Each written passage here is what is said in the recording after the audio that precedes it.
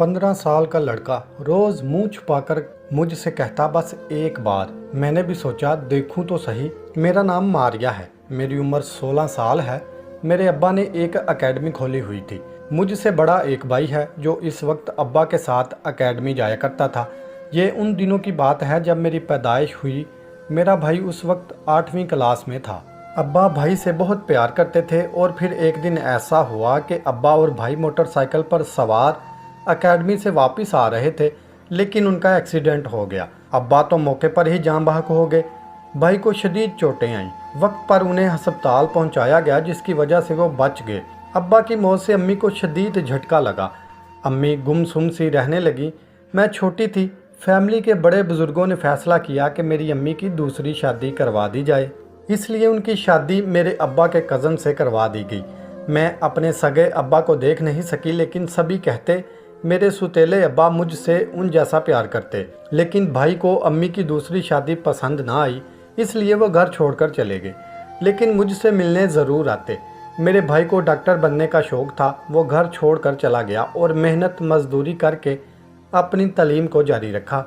मैं भी वक्त के साथ साथ बड़ी होती गई। भाई रोज़ आता और मुझे अपने साथ घर से बाहर ले जाता और कराटे सिखाने लगता। मेरा भाई मुझसे बहुत प्यार करता था। आखिरकार मेरा भाई बहुत मेहनत से मेडिकल कॉलेज तक पहुंच गया और मुझे रोज़ स्कूल छोड़ने जाया करता था। एक दिन ऐसा हुआ कि गर्ल्स का ग्रुप कैंटीन से वापस निकल रहा था तो एक लड़कों का ग्रुप कैंटीन में दाखिल हो रहा था। एक लड़के से मेरी टक्कर हो गई और मेरे हाथ में जूस का गिलास था जो उस लड़के की शर्ट पर गिर गया। मुझे नहीं मालूम था कि वो लड़का किसी अमीर बाप की बिगड़ी हुई औलाद है।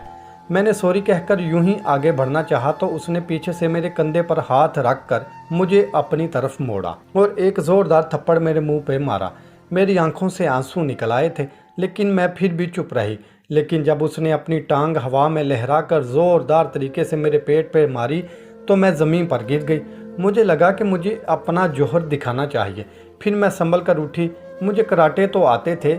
मैंने उसकी बैंड बजा दी। उधर पूरा स्कूल जमा हो गया और मेरे नाम के ऊंचे ऊंचे नारे लगने लगे। उसके बाद वो लड़का 2 दिन स्कूल से गायब रहा, लेकिन जब आया तो सभी उसका मजाक बना रहे थे कि लड़का होकर लड़की से मार खा गया। मैं जब ब्रेक टाइम क्लास से बाहर निकलती तो वो सबसे अलहदा बिल्कुल चुप बैठा था। मैं उसके पास गई और उसे सॉरी कहा। उसने मुझसे सिर्फ इतना कहा कि वो आज तक किसी से नहीं हारा। उसकी आंखों में आंसू थे। ब्रेक के बाद मेरी क्लास थी। मैं अपनी क्लास लेने चली गई। इतनी देर में बाहर उद्दम मच गया। एक लड़की भागती हुई आई। मैडम जी, स्कूल की छत से एक लड़के ने छलांग लगा दी। टीचर जल्दी से बाहर की तरफ लपकी और हम भी वहीं बैग छोड़े टीचर के पीछे पीछे भागे। बाहर रश इतना था कि समझ नहीं आ रही थी किसने छलांग लगाई। मैं सबसे पूछ रही थी कि कौन है वो लड़का। एक लड़की मेरे पास आकर खड़ी हो गई। कहने लगी, वही लड़का है जिसकी तुम्हारे साथ लड़ाई हुई थी। उसने सामने बिल्डिंग की तरफ इशारा करके कहा, उसने इस बिल्डिंग से छलांग लगाई। मेरा तो दिमाग ही घूम गया। मेरी वजह से एक लड़के ने खुदकुशी कर ली। ये सोचते ही मुझे चक्कर आने लगे और मैं बेहोश होकर जमीन पर गिर पड़ी। जब होश आया तो खुद को अस्पताल के बेड पर पाया। इर्द गिर्द देखा तो अम्मी और भाई मौजूद थे। मेरे जहन में उस लड़के का रोता हुआ चेहरा था। मैं फूट फूट कर रोने लगी। अम्मी ने आकर मुझे गले से लगाया। मैंने अम्मी को बताया कि एक लड़के की मुझसे लड़ाई हुई थी। मैंने उसे बहुत मारा था। वो मेरी वजह से मरा है अम्मी।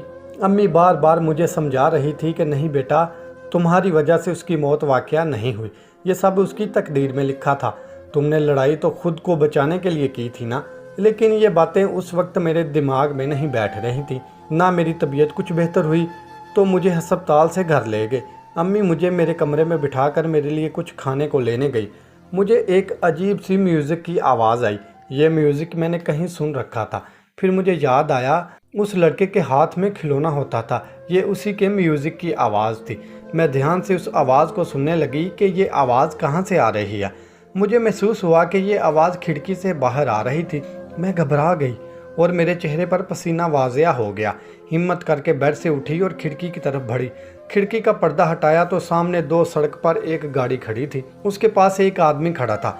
उस आदमी के हाथ में एक छतरी थी जो उसके चेहरे की तरफ आगे को झुकी हुई थी, लेकिन उसके हाथ छतरी से बाहर थे जिसमें वो खिलौना था जिसका वो म्यूज़िक मेरे कानों में गूंज रहा था। मैंने कहा, ये कैसे हो सकता है? वो तो मर चुका है, ये कौन है? मैं बहुत डर गई थी। मैं उधर से पीछे हटकर अम्मी को आवाज़ देने लगी, जल्दी आए अम्मी, अम्मी जल्दी आए। जब अम्मी आई तो उन्हें खिड़की के पास ले गई, लेकिन तब तक वो म्यूज़िक वाला आदमी जा चुका था। मैं अम्मी को सब बताने लगी, लेकिन अम्मी को मेरी बात का यकीन नहीं आ रहा था। वो कहने लगी कि तुम डर गई हो बेटा, ऐसा कैसे हो सकता है, वो तो मर चुका है। मैंने सोचा क्या पता वाकई मर गया हो, लेकिन इस वाक़े के बाद से मुझे घर से बाहर निकलने से भी डर लगता था। मेरा भाई यहाँ नहीं रहता था, मैं अपनी माँ के साथ रहती थी।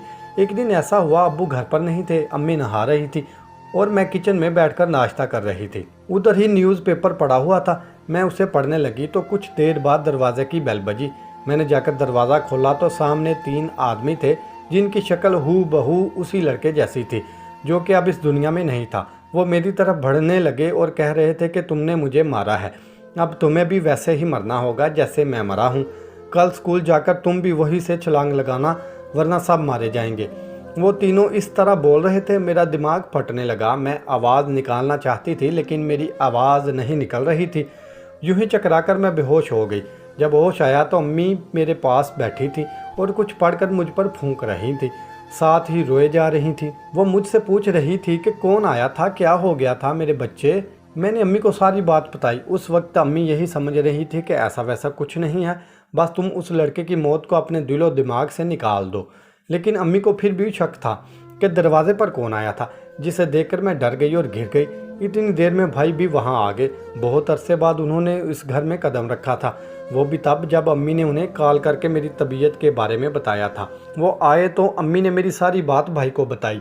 फिर भाई ने अम्मी से कहा, मैं पता करवाता हूँ कौन ये सब कर रहा है, कौन हमारी शहजादी को परेशान कर रहा है।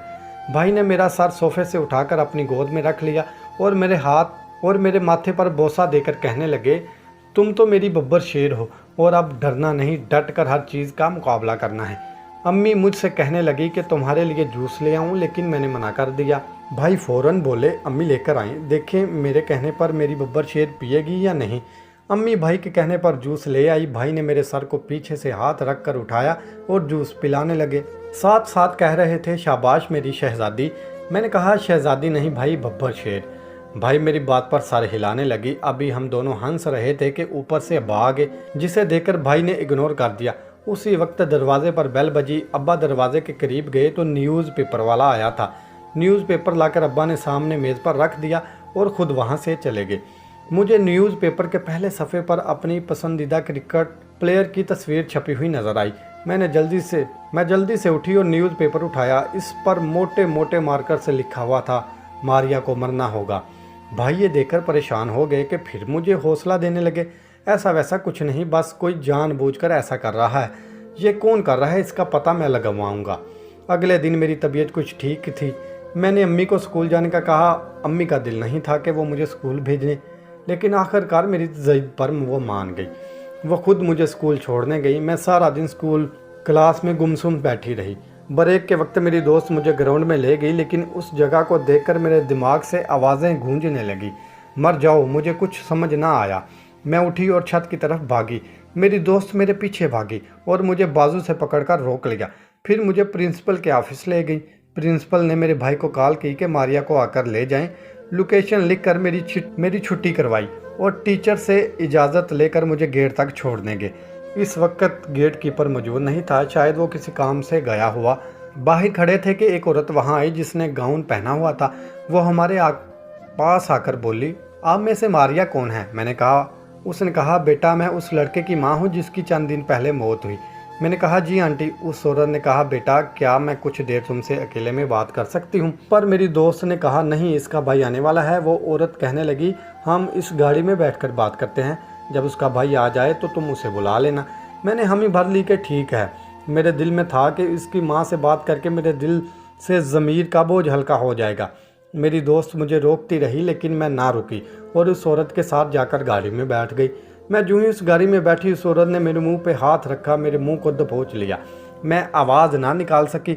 गाड़ी स्टार्ट होते ही मेरे दोस्त मेरी तरफ लपकी, लेकिन गाड़ी की स्पीड इतनी तेज़ थी कि वो उसे पीछे छोड़ते बहुत आगे निकल गई। गाड़ी एक बहुत बड़े गैराज में आकर रुकी। वहाँ की लाइट्स ऑन ऑफ हो रही थी। जिससे ही गाड़ी में दरवाज़ा खोला, मेरे सामने बड़े कद काट के आदमी खड़े थे।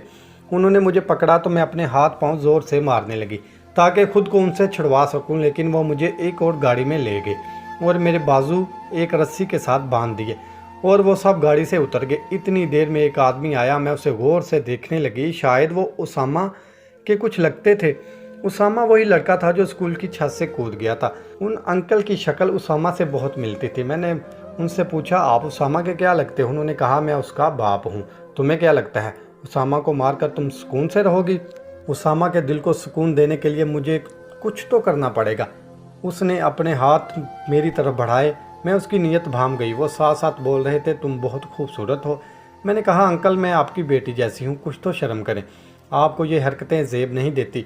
वो कहने लगे, तुम इतनी खूबसूरत हो कि किसी भी नीयत ख़राब हो सकती है। अगर खुद इजाज़त दे दो तो अच्छा है। उसामा की रूह को सुकून मिल जाएगा और तुम्हारे ज़मीर को भी। मैंने कहा, आप मेरे लिए काबिल इज़्ज़त हैं, लेकिन इस हरकत की मैं किसी को इजाज़त नहीं दे सकती।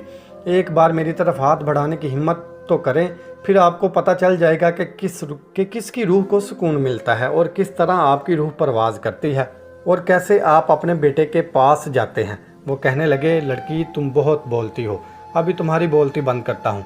यह कहकर उन्होंने मेरे दुपट्टे की तरफ हाथ बढ़ाया ही था कि बाहर अदम मच गया। मैंने उनसे कहा, मेरे अल्लाह ने मेरी मुहाफिज भेज दिए हैं, जाए पहले उनसे निपट आएं। अगर ज़िंदगी बची तो मेरे पास वापस आना। बाहर मेरा भाई पुलिस लेकर पहुंच गया था। मैंने गाड़ी के शीशे से बाहर देखा, साथ ही मेरी दोस्त थी जो मुझे हर जगह ढूंढ रही थी। मैंने उसे आवाज़ दी कि मैं यहाँ हूँ। वो आई और मुझे खोला। कहने लगी, कहा था ना, क्यों गई उसके साथ? मैंने उससे माफ़ी मांगी। पुलिस ने सबको अरेस्ट कर लिया। मेरे भाई और मेरी दोस्त मुझे अपने घर ले आए। मैं अपनी दोस्त और अपने भाई के बहुत शुक्रगुजार हूँ कि उन्होंने वक्त पर मेरी जान बचा ली और मुझे सारी उम्र के लिए